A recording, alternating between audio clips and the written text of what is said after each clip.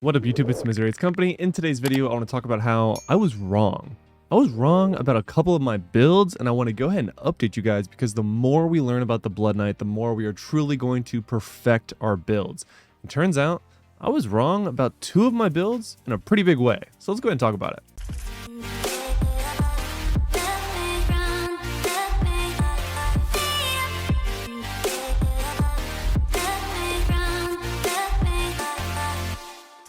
Alright, so the first one, and probably the most notable one because it is a build that I'm really passionate about, is going to be my max damage build. I had someone comment on one of my videos saying that I was using the wrong shoulders, which I thought was interesting because the ones that I was wearing are the ones that you're seeing here, which is a Solemn Snare. Swarm of Bats now shrouds you in a fog of blood mist, increasing your movement speed and make you untargetable, while also dealing damage to nearby enemies. Swarm of Bats increased by 6%, and that's due to Essence Mastery level 2.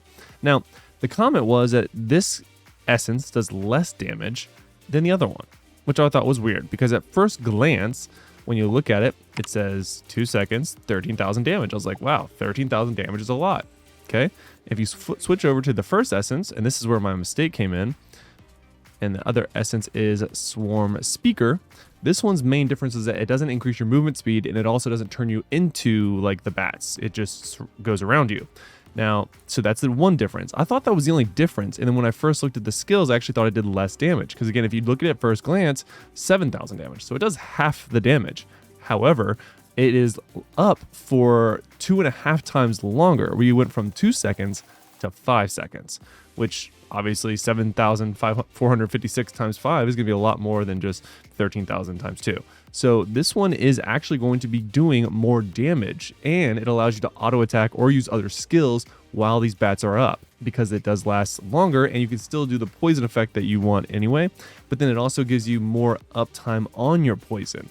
So yeah, this one actually is like by far the better choice. So I own my mistake. I'm a content creator. I'm not afraid to be, a big enough guy and be like, yeah, you know what? I made a mistake. So on my max damage build, instead of running the previous shoulders that I recommended, which again was the Solemn Snare, I am actually going to recommend the ones that I'm currently using, which is going to be the Swarm Speaker, because it actually does do more damage. I misread the skill or the essence, and I take full responsibility for that. Now, I did use that other shoulders rather, on my PvP build. So Solemn Snare is still very, very good for my PvP build. So make sure you still watch that video, which I just came out with yesterday by the time you're seeing this video. So that one still should use these. It's just my max damage build that I put out a few days ago now that you should use this other one instead. Now the other thing, because there's actually two things that I was wrong about, and I'm just floundering over here, right? The other one is going to be the Ravage. So I did a comparison which one did more damage between Ravage and Shadow's Edge.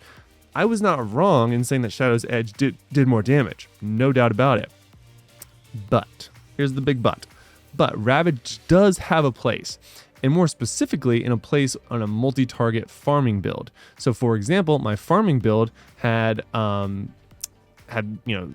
Shadow's Edge, which is kind of because it does really good single target damage, and then you can add the essences that make it split off and do a couple more like sort of random AoE damage.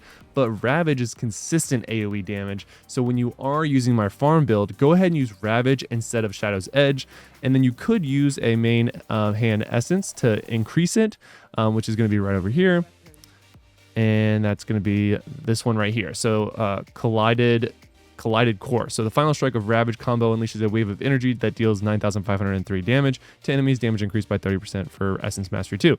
So, it's going to do more damage. Obviously, you're going to adjust your farm build a bit to accommodate that, but ultimately it's still pretty good. So I would definitely recommend playing with your builds, especially your farm build where you're not chasing down an actual player like in PvP, or you're not doing single target damage, but you just needed something to like sort of clear the ways a little bit faster. Ravage could be good for that.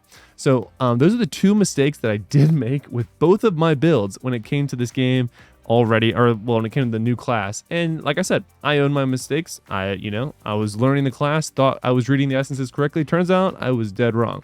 The other thing, the third and final thing I want to mention that I was actually incorrect about is going to be the set gear that I recommended for most of my builds. So Vithus, 2-piece Vithus is still very, very good, okay? So 2-piece Vithus is going to get you that increased duration to your bats, as well as some of the other things you can get in this build, depending on which one you're using. So Siphon Blood is also benefit from it when you get the helmet that makes it, you know, just do things around you. It'll increase that duration as well.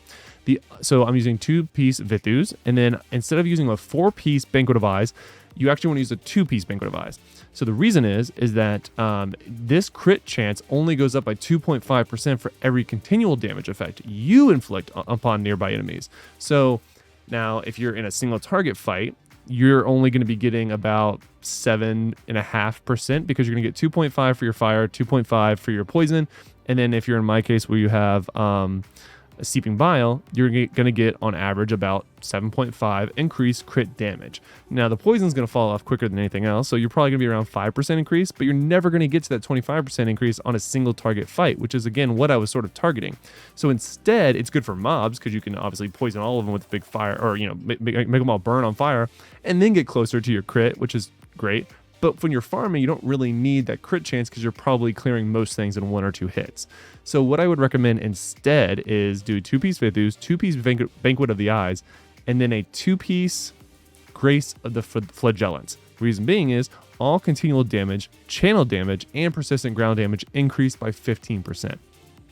We're doing a lot of continual damage between the burn and the poison, which is why you're going to want to do this, as well as your Siphon Blood, depending on which one you're doing. In most cases, it's going to actually benefit from this. You could go ahead and rock a 4-piece Grace, which is also going to each time you damage an individual enemy 5 times, you will deal 10,711 additional damage to the enemy, and that's the 4 set. Now, you could do that instead of Banquet, but I'm going to go ahead and say that Banquet is probably going to be better for most players, because if you're looking for a set like I am that's going to be good for all aspects of the Blood Knight, which is kind of what I'm doing, I don't like changing my sets all that often. So that's why I'm running 2-piece Vithus, 2-piece Banquet, and now 2-piece Grace, or Grace, right? Is that what I said? Yeah, Grace of the Flagellants. Yeah, Grace. Because the 2-piece of Banquet is actually still going to be incredibly beneficial because you're going to have uptime on your burns pretty significantly. So that's going to be basically almost 100% uptime on that 15% increased damage because you're always going to either have the burn or the poison on. Now these 3 changes could actually impact some of my builds, and some of you have actually been commenting on some of my videos and saying like, oh, we'll try this build instead. And I am actually looking at a completely different single target build that I think would actually be better than the one I originally suggested.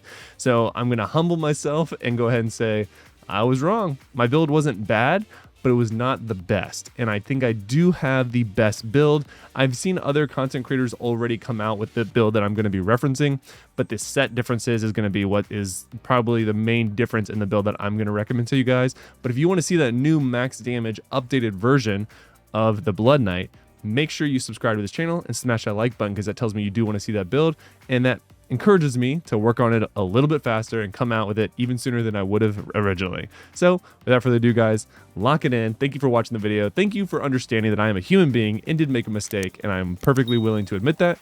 And until next time, lock it in.